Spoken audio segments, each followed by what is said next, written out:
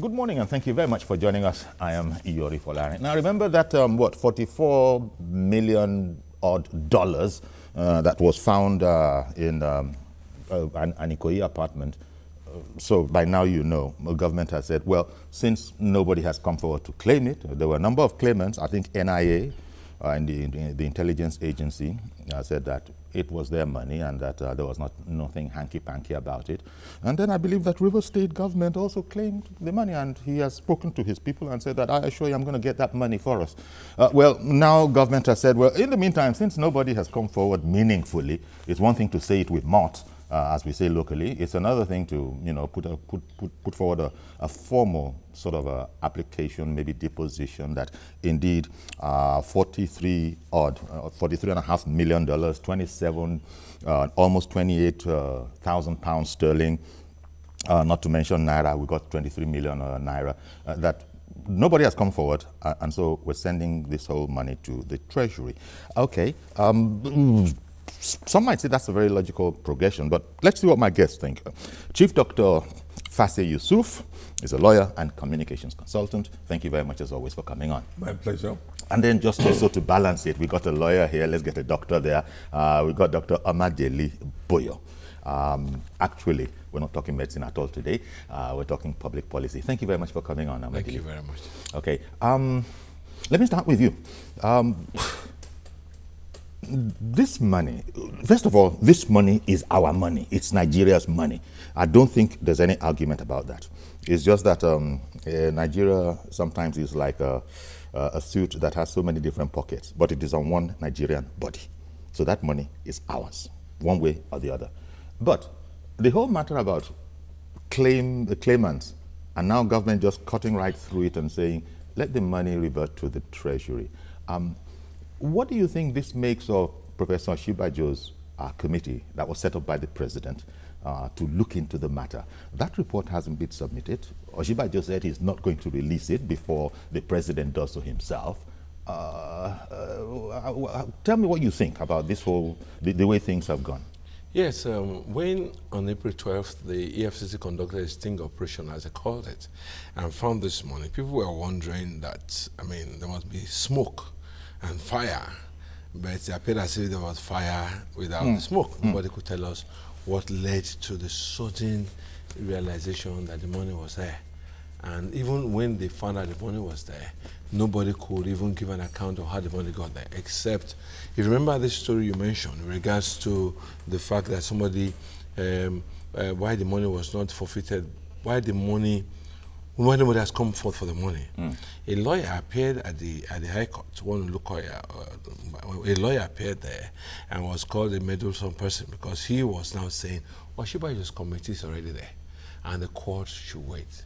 But the Advanced Fee Fraud Act of 2006 and Section 17 had already become a bill, and the act had already said any money that is forfeited like that should be returned to the Treasury. So whether Oshibajo's committee was looking into it or not, the EFCC was going ahead. It would have been left for the security agencies within themselves, through the Office of the Attorney General, to have said, let's call off this matter and let it be handled through let the Oshibajo committee go on with it. But the EFCC continued, and the judge had given 2 weeks' notice for anybody who could lay claim or who could prove the ownership of the money to show up. And it was advertised in papers.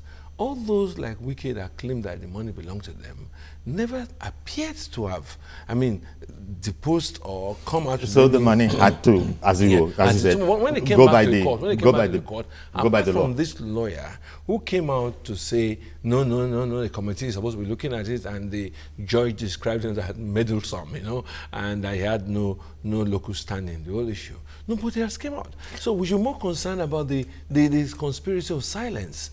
Why nobody came out, except, of course, want to trace the matter to the wife of the NIA director who rented the apartment with bought the apartment $1.86 million. Apart from that, there was no other person, only ghosts we had to deal with. Dr. Fasse, it's an intriguing story. First of all, let me just start from Look, we're talking about the government here, and the government is awesomely powerful. It has so many resources at its disposal.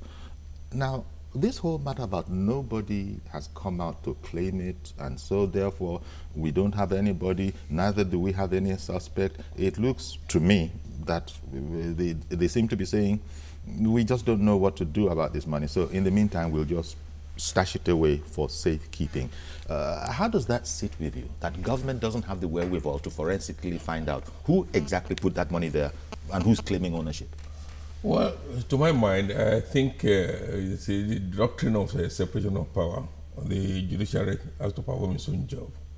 In performing its own job, and the judiciary is not a Father Christmas. It doesn't give what it's not asked for. In this particular case, I mean, there was a publication, I mean, statutorily, because I'm requiring anybody to laying claim to the money to come forward and to justify his claim. But in this particular case, nobody came up. So it is only natural that the court will grant the forfeiture order, the permanent forfeiture order. And not only that. When you say permanent, it means that nothing can happen after this that will unfreeze it. Well, if they appeal, I mean, subject to appeal, but they will ask you, what were you doing when the whole process was going on? I mean, if you look at the case of Wike, the governor of Rivers State, I mean, to my mind, he must have been clowning, because he said this money belonged to the people of Rivers State, and that he was going to claim it back. And he was going to claim it back, and he was instigating his people. So he had the ample opportunity to lay claim to the money, and he never did. So it means he slept over his own right. So it will be difficult for anybody now to come forward. But when you now extend it to what is happening within the presidency, I mean, I'm not too comfortable that such a matter was allowed to drag on endlessly. I mean, because from what we got to know, the report of Shibajo's ad hoc committee was submitted before the president traveled out of the country. Yes. So a decision, because this matter has a way of affecting the credibility of government, and therefore one would have thought that such a matter would have been disposed of expeditiously. And for it not to be disposed of up to this moment goes a lot to show that the government perhaps has not made up its mind on what to do, or perhaps there are some other issues that has not been told to, have not been told to members of the public. So we will start asking ourselves what is actually going on there. So I think we need to know. That's the way probably a lot of people feel, that there's a bit more to this, no doubt, than meets the eye.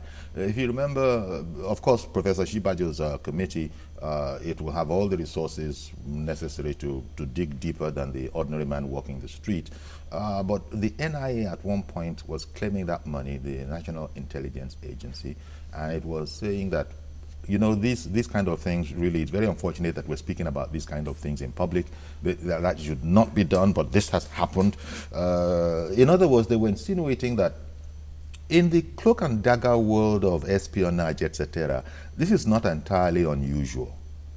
Yes, in fact, his claim was supported by the one-time Minister of External Affairs, Professor Bolaji Akinyemi, who say that they should have dealt with it within the confines of the diplomatic world. You know? He did say that. But at the end of the day, if you read the judgment very well, the judge did say that he was particularly perturbed by the fact that he said sum of 13 billion naira could not be traced to have gone through any designated financial institution.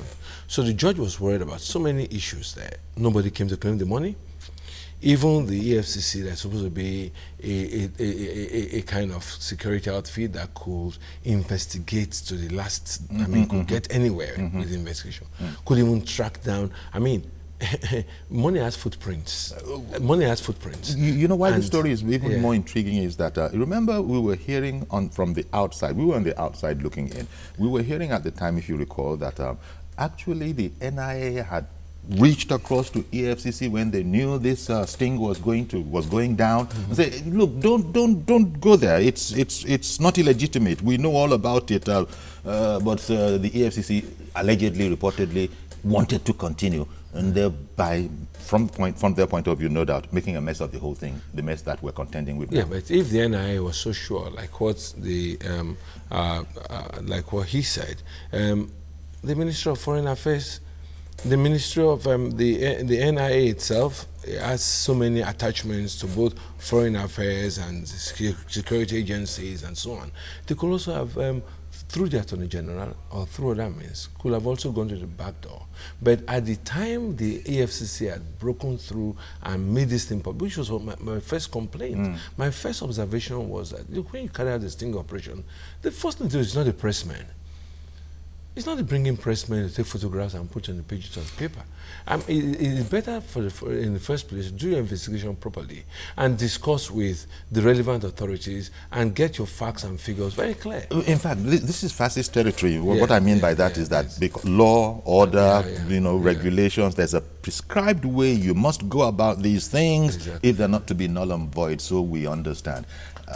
Like I was saying earlier today, you see, there's a lot of mumbo-jumbo within the presidency, and it's a house divided among itself. If you look at what has been happening, they've been working at cross purposes. The State Security Service is at war with the EFCC, and the EFCC has been trying to reach back. And if you look at, okay, even the committee setup, you remember, the National Security Advisor is there. The Director General of the State Security Service is there. I think the Attorney General is there. The Attorney General and the Vice President is there. The Chairman of EFCC or the Acting Chairman of EFCC is also there. So there are those who are saying that you're being the judge, the jury, everybody at the same time. And not only that, you see, what is so perplexing is the non-disclosure of the outcome of the report. Is there anything that we ought not to know? Well, Professor Bolaji Akinyemi's point that he raised, I think it was going in that direction, that look, guys, this is diplomatese. A lot of it is unsavory. No, we don't need to be airing all these things in public. Excuse me. You brought this into the public knowledge. We must see to the end of the matter. Okay, let me come back on that point, and I got to go break now. And we'll come and look at this wrangling. Is there a power play going on in the presidency itself? And why is the presidency standing for it? Why has it not cut through it or put its foot down? Stay with us, please. We'll be right back.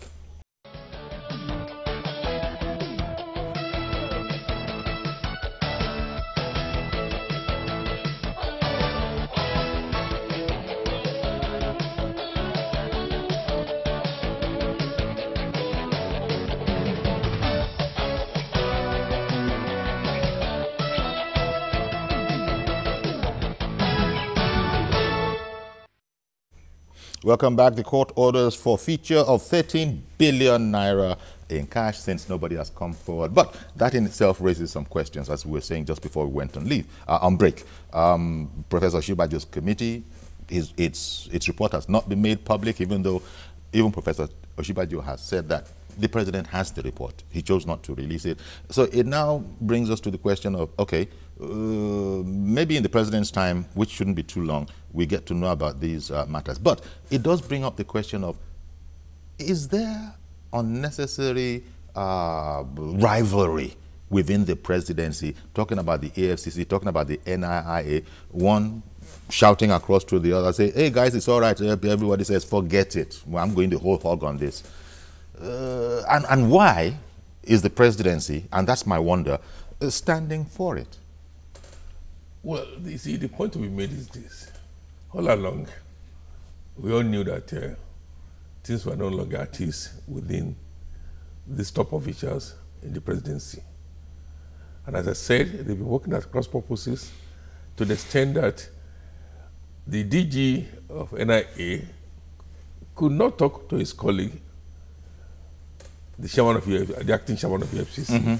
And again, don't forget that the SSS, no, there's not like DSS in the Constitution. They just give themselves whatever name they like. It's a state security service, okay, as far as we know. But you see, they undermined the confirmation of Magu, and perhaps there must have been a lot of rivalry. Which is another example of the division within. Yes. The presidency wants something. The president wants something. One of his agencies is undermining that. Yes. So you cannot imagine if these top agencies, especially security outfit, would not work in harmony. Then what will you talk about? The security of the nation. And again, you are talking about this huge sum of money. How did you get there? Who authorized the movement of that money from the office of NIA to another obscure place? And how was the money transported? Exactly. How do you? Because that place will have attracted attention. How do you know how $43 million? Yes, worth of I mean, must be dollars and all the rest. Must and be again, a bulky for load. you now to even think that this was, I mean, the dollars were unwrapped. From what we saw on Facebook videos. So, and again, we also need to know the role of central bank, because there was no way this money could have been lifted from a foreign country to Nigeria. No doubt, without the knowledge of government. All those points, no doubt, I'm sure would have been covered by Shibajo's committee, but for now, we don't know. Mr. George, thank you very much for holding on, sir. Good morning. Good morning, Uncle Yori. Thank you for calling in. And good morning to the panelists as well. Uncle Yori, I would like to tell Dr. Fassi that you cannot expect, harmony in the way he pictures it among the security agencies in a government that is fighting corruption. Security agents are not corruption-proof. Everybody will want to defend his position or one position or the other. So that's what we are seeing. All those people, especially the governor that made the claim that he's the owner of that money, why didn't he come forward? Uncle Yori, I think it is about time that this immunity clause thing should be reviewed, where a governor, because of the immunity he enjoys, can just say and do anything because he cannot be charged to court. Something has to be done about it. Coming back to the money, how can you, I have heard some people say that the money belongs to the NIA, and as such, the NIA, some even suggested that the NIA boss should be recalled if nothing is found against him. Okay, the NIA is an institution, Uncle Yori. If the director is on suspension, doesn't that organization have a deputy or assistant director or somebody, at least somebody is acting in that organization? When the court asks for the owner of the money, the person that is acting for that organization should have come forward to say, this money belongs to my organization. That already proves to me that the claim that the NIA director made that it belongs to NIA cannot be true. So we wait for the report of the vice president. I don't expect that he will act upon a report that he himself produced. So let us be patient, let the president come back, and then we'll see what he does with that report. Thank you. Thank you very much for calling in. Excellent point. Looking at Professor Shibajo's style, he never does anything without doing it in the name of the president and all of that. So this is but the point of correction there. Yeah. The report was ready before the president traveled. Yes. And with the level of the gravity of the situation, I mean, the president should have at least gotten what you can call a brief on the report, and then decide one way or the other what to do with it. The country cannot be held to ransom. But then, like he said, this is not the matter of rushing it. The money was... You haven't seen the report, so you can speak like that. The president has seen the report. Oh, you have seen it? Professor Shibajo said he has submitted the report. Submitting doesn't mean he has seen it. The man wasn't well. I mean, I've just received, you can receive something without going through it. Yeah, that's one. But you see, okay. I don't know why you have not tried to look at some other aspects of this thing. The fact that somebody has shown up, the wife of the NIA Director General, claimed to have paid $1.6 million for that place, owns the place, and the receipts belong to a company, should be limited. And the money they used to pay was bought from a bureau de change, and the things were there. And then the way the money was transported in that place was known. What we're just finding it difficult to come to terms with is that if this money is for espionage, those responsible cannot come up on their own to talk, because they were acting. You see, if you watch all these spy movies, people don't come out. You don't come out to talk in the public.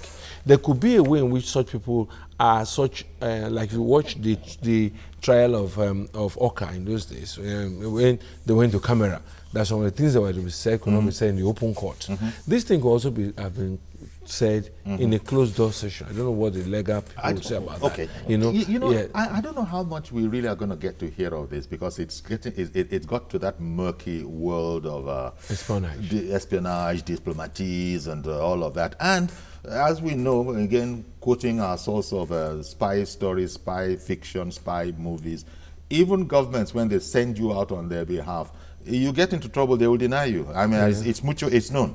It's known that, you know, we will say we don't know anything about it. So in that kind of environment, I don't know how much clarity we can really expect. But let me get it from Samali, calling in from Ojodu. Good morning, sir. Good morning, Yori. Thanks for calling in. Yes, I have a question to ask. Are you sure this money is not being passed over to the wrong person? Because the federal government never says it owes that money. Then, I mean, who went to the court? Who is the court passing judgment on behalf now? That who is gaining from the court judgment? Is it the federal government? Is it the NSA or the Rivers State government, which has a claiming the ownership of that money? All right, thank you very much for calling in. I think there's need for education. The federal government doesn't have to own the money. But in this particular case, the dramatic personnel, i.e., the Director General of the National Intelligence Agency, said the money belongs to the agency. So by extension, the money belongs to the federal government of Nigeria. But in this particular case, because we've not been given the opportunity to know the outcome of the investigation of Oshibajo, it is difficult for us to assign any guess. But the important thing to mention is that the EFCC followed the procedure for the forfeiture, the final forfeiture. Because even if the money doesn't belong to the federal government, once it's a proceed of crime and it's forfeited, it goes to the consolidated account of the country. So that's the way it is in law. Thanks for that enlightenment. Maxwell in Tema, Ghana, good morning.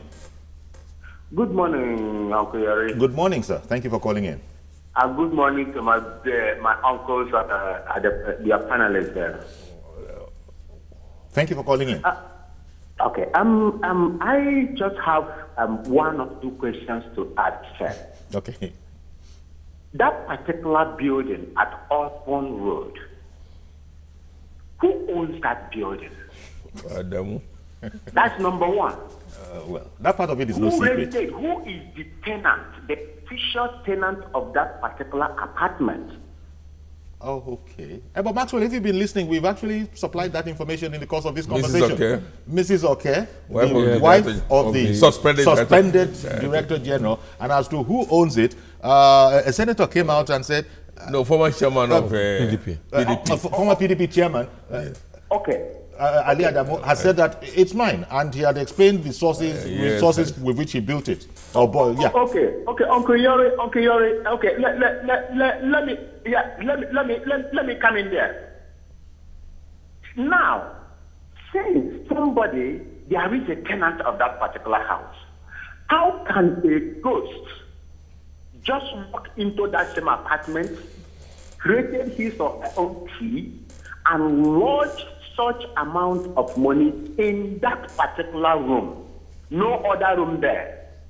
I just want to conclude, Uncle Yori, that there is some kind of conspiracy theory in surrounding this kind of discovery. Thank you and have a good day. God bless you all in Lagos. Indeed. Thank you very much. I'm going to go on a quick commercial break. Stay with us, please. We'll be right back. We'll continue this conversation and keep taking your calls.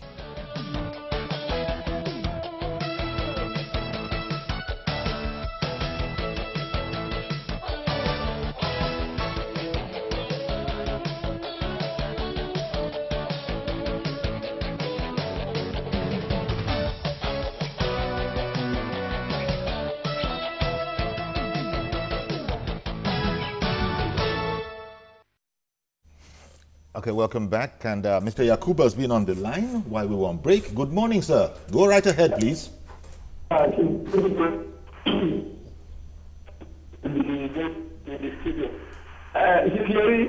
sir. Are you hearing me? We can hear you. Yeah. I always respect Mr. George's opinion on every issue that come up in this program. He said, you see, Mr. George have already said it all. But I don't want to add a little thing that you see, that money, the source of that money, the real owner of that money, I think we are going to know it when the information that in the hand of the vice president, acting president, come up. Because I think the acting president already worked on that issue.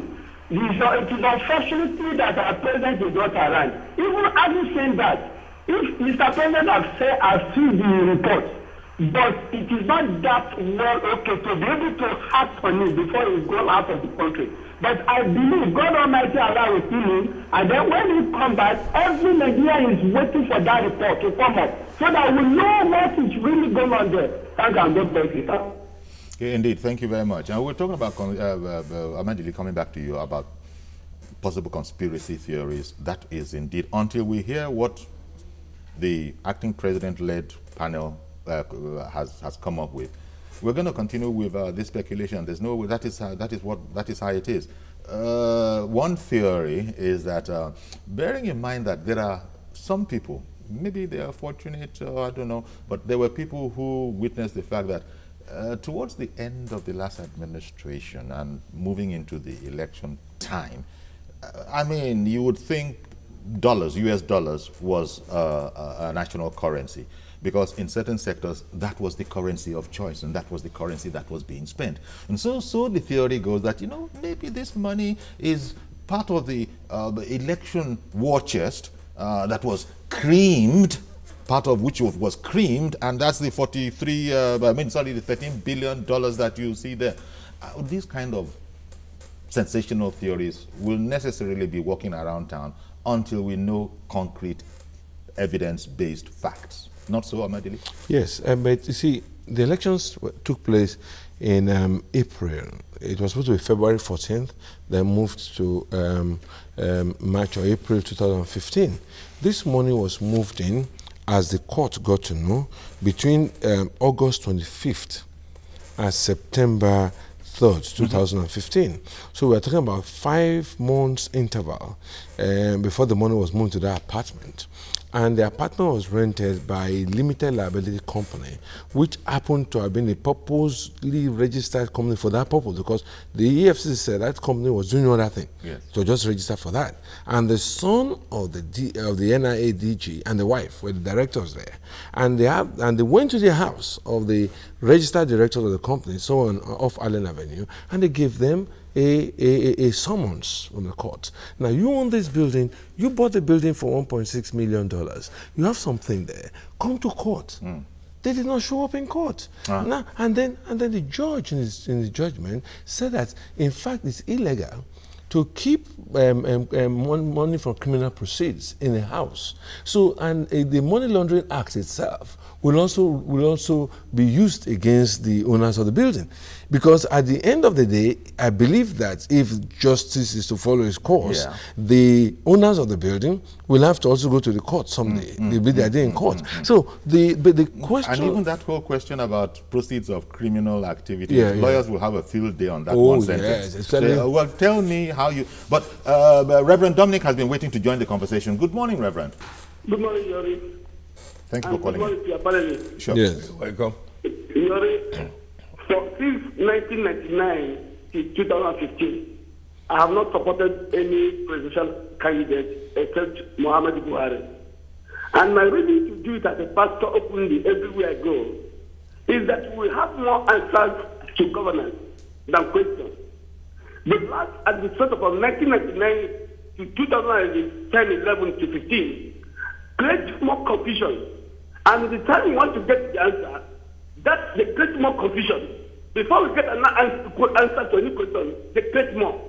But this FCC government, to me, my personal view, have started. What happened to Mr. Oke and Mr. Oke?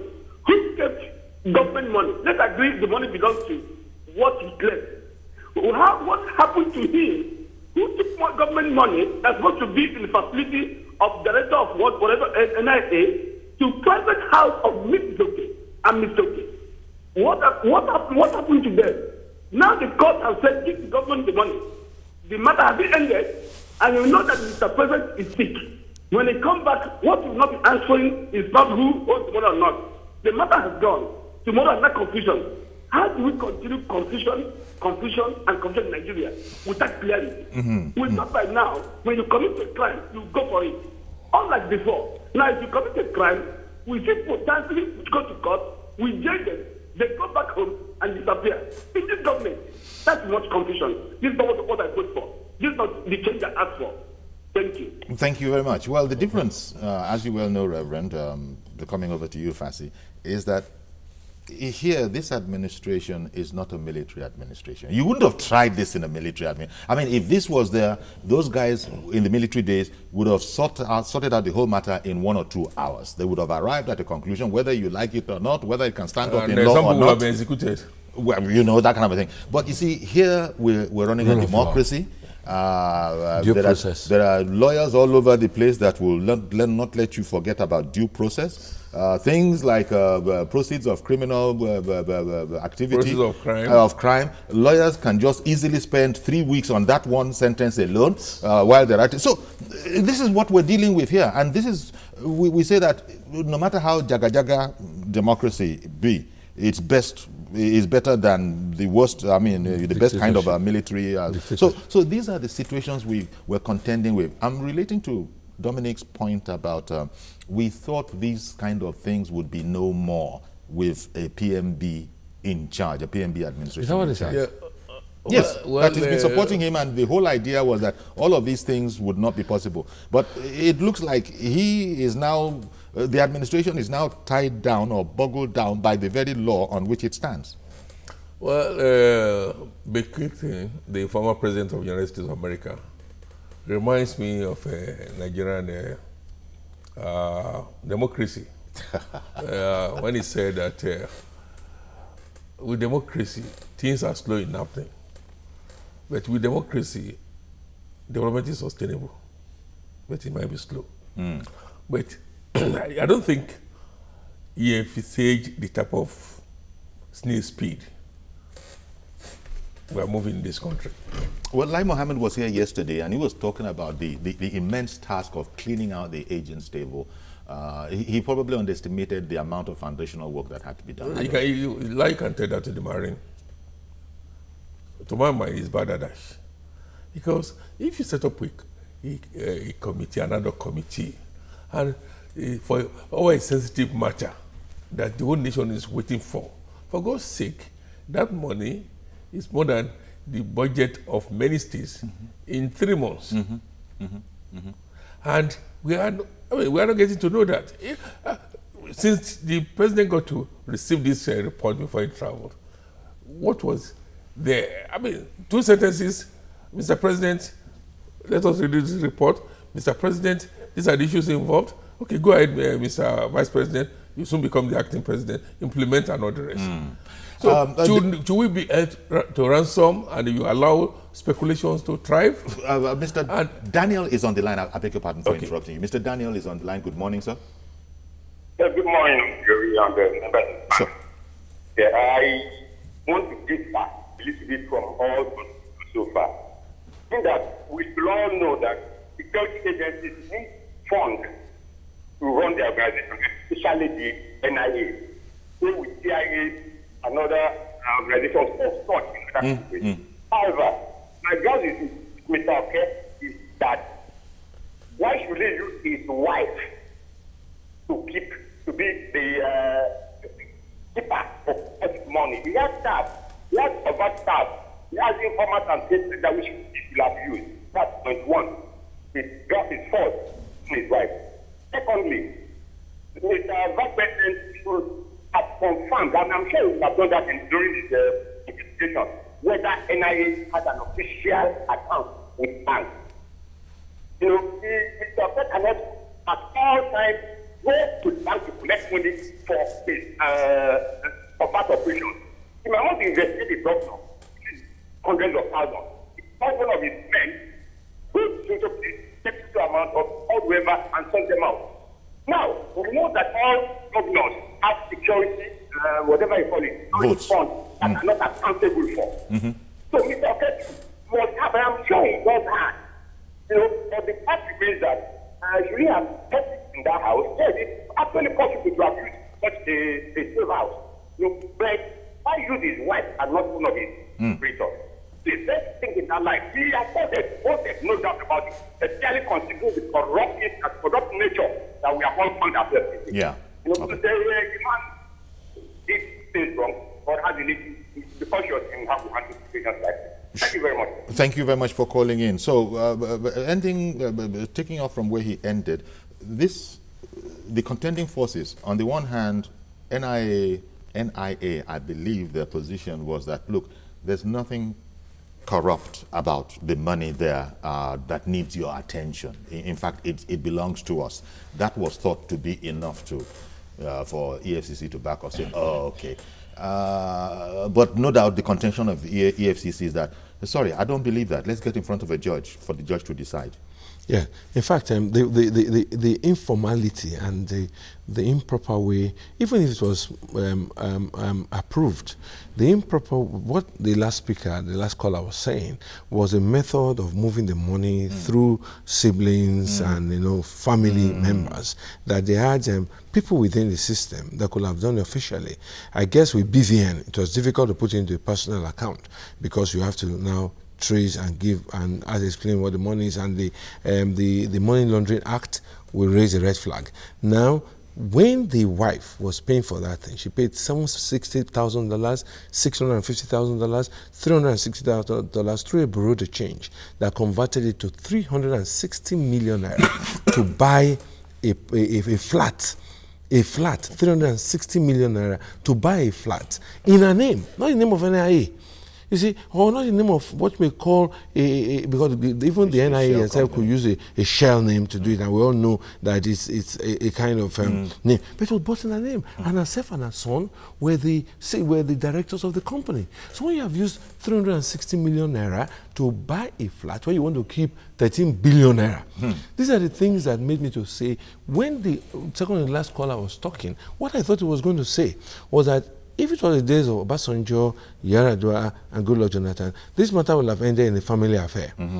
I think that we should give kudos to the president, to the president too, because the president must have felt very uncomfortable too. That's why the thing is dragging.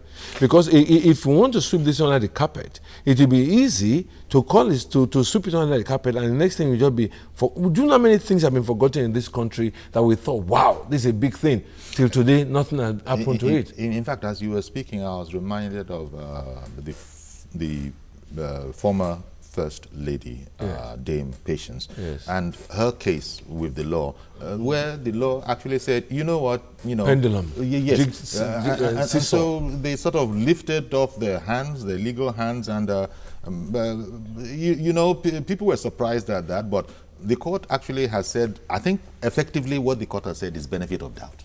No, in the case of Dame Patience, Jonathan, what happened was that they did not do a thorough investigation, and they did not even attach a name to the money. And in any case, she now came up to say, look, this money belongs to me. And the EFCC was unable to counter that. And people thought EFCC was going to appeal, but what the EFCC did was to now do the proper thing. Yes. And that was why that forfeiture order was given. And now that is what it is trying to get back. So up to this moment, she has not succeeded. Okay. Mr. Tunde Akala in Ibadan, good morning, sir. Kunle Akala, good morning, sir. Good morning. Thank you for calling in. Kunle Akala from Ibadan. Yes, go ahead, please. I just want to contribute to your discussion there. We'd like you to. This is a very simple case. For sure, if the government is interested in getting the source of this money, it's very simple. The point is that the government is not willing to disclose any information regarding that money. Because if they want, it doesn't take them, they know when this money was printed. I mean, where this money is printed. for sure, they can trace that to the Mint House. And then the owner of that house, who owns that building, who owns the apartment, I haven't known the person that owns the apartment. Let us know why that money that is supposed to be in the central bank should be in the private house. So, well, I don't know. We don't want to get into the details of it, but he has positioned himself, the one-time PDP chairman has positioned himself that I was just the landlord. I sold this house off. I don't know what you put in your cupboard there. I don't know what you put in your fridge there. No, I think the point he was trying to make is, why should this money that is said to belong to NIA find its way into a private residence of the wife of the NIA? Is it the family security outfit? Yes. Or a national security outfit? But why bring the landlord in? No, I think he did not say. He was talking about the owner of the flat. The owner of the flat. Oh, that's what he meant by the landlord. Yes. Okay, the owner of the flat. Okay. Which is the wife of the... yes. Because you don't turn the whole thing to a family affair. And that's not the way security is operated. For you to do it neatly, yes, there should not be any connection whatsoever with the family. With the family. But the wife, because and the son like my colleague here said, director, like my colleague here said, there are many operatives there. You have director of foreign operation, director of underground operation, director of whatever. So if anything has happened to him, then it means the whole money will have gone. Okay, one moment, please. Good morning, Madam Blessing. Good morning, Mr. Yori. Thank you for calling in. Yes, sir. Please, Mr. Yori, we should not waste our time. Till that kingdom come, we will not know the person that holds the money. My contribution is that they should just look for what they want to do in this country with that money and give it to another person so that the money will not find it in Cotonou at the end of the day, maybe in Ghana. Because this issue, we will not see it. We should just stop wasting our time. This is Connie Mandai. Connie Mandai.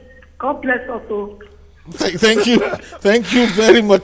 Oh, Blessing. You see, where Blessing takes a position, you know, because she said, look, this matter is Connie Mandai, Connie Mandariam.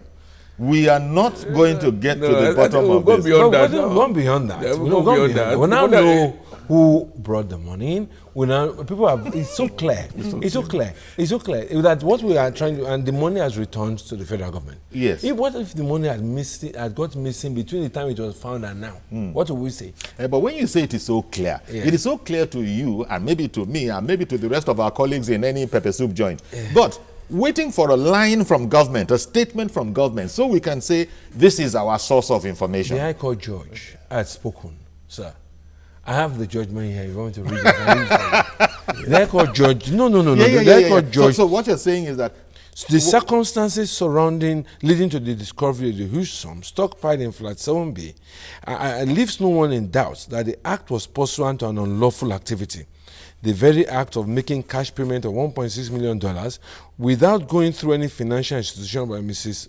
ABC for the acquisition of Flat 7B Osborn Tower is a criminal act punishable by the Money Laundering Amendment Act. And that was a judge. Yeah, don't go further. Thank you very much. Mr. Lambert is waiting in, Mr. Lawrence. Good morning, sir.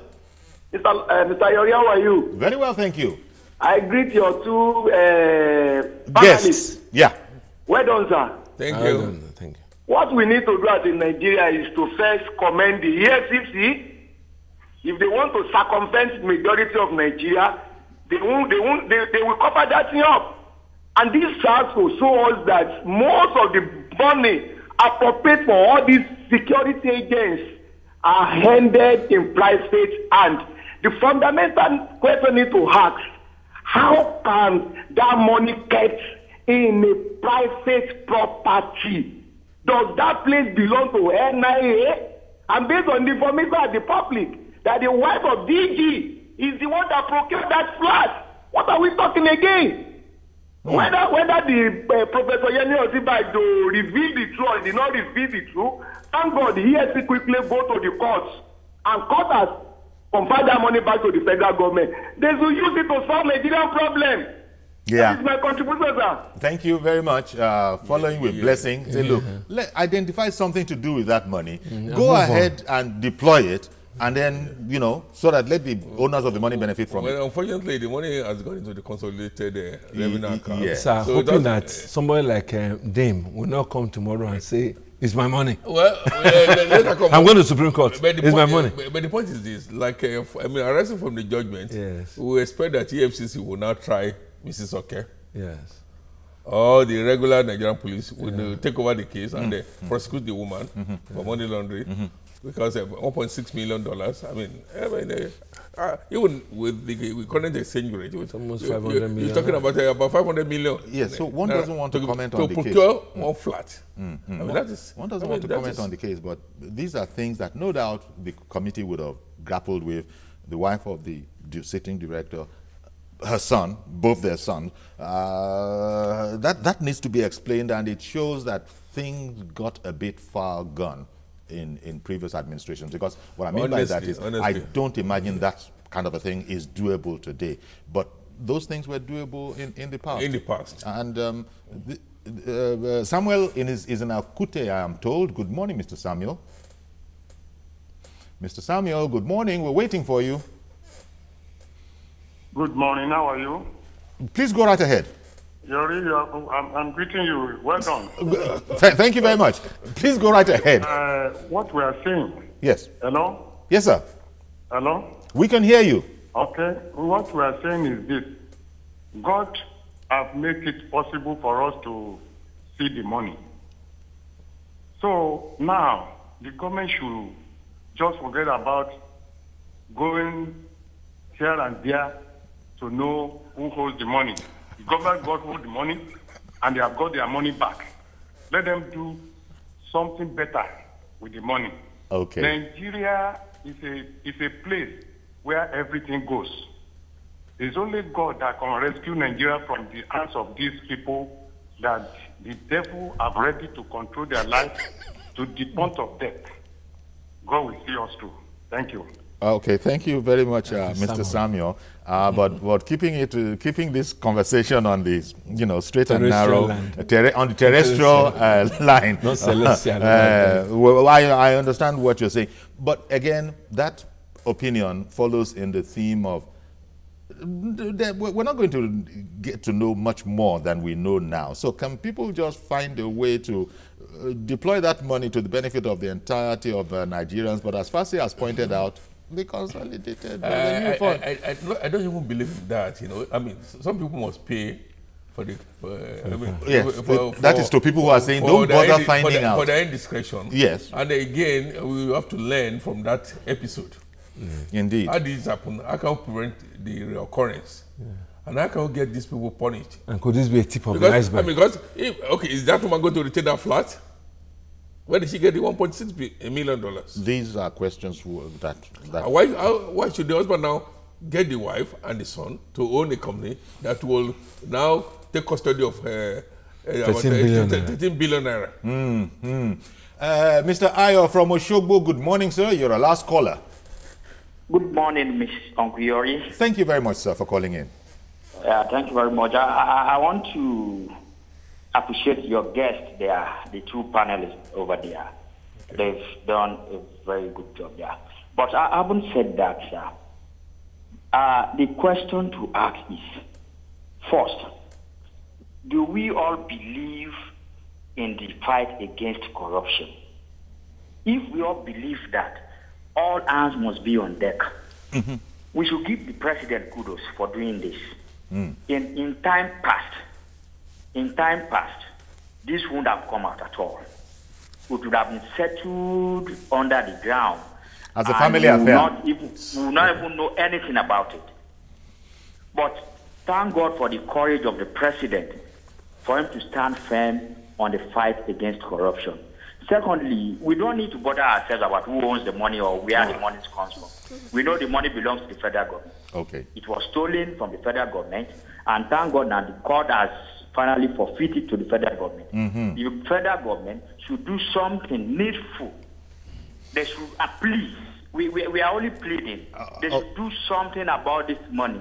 They should do something that Nigerians will appreciate. Okay, Ayo, I'm sorry for rushing you, but I've run out of time completely. Interesting point that a number of people have made. Don't bother about the source. You've seen the money. Nobody can come forward and challenge you. They're all rogues. All of these have to be determined. And we just have to go through that process. Rule of law, thorough investigation, evidence, so that the cry of witch hunt doesn't come about, as improbable as it might sound. And also lessons for the future. Indeed, lessons for the future. Yes. So much more to say, but thank you very much, gentlemen. As always, Dr. Fassi Yusuf, Chief Dr. Fassi Yusuf, lawyer and communications consultant, and Chief Dr. Madeli Boyo, public affairs analyst. I'm not the chief. Okay, I keep the chief out. Yes. Okay, Dr. Madeli Boyo, thank you very much, I think we a lot of worry we don't give him a chief. I'm Yori Folari. Bye-bye for now.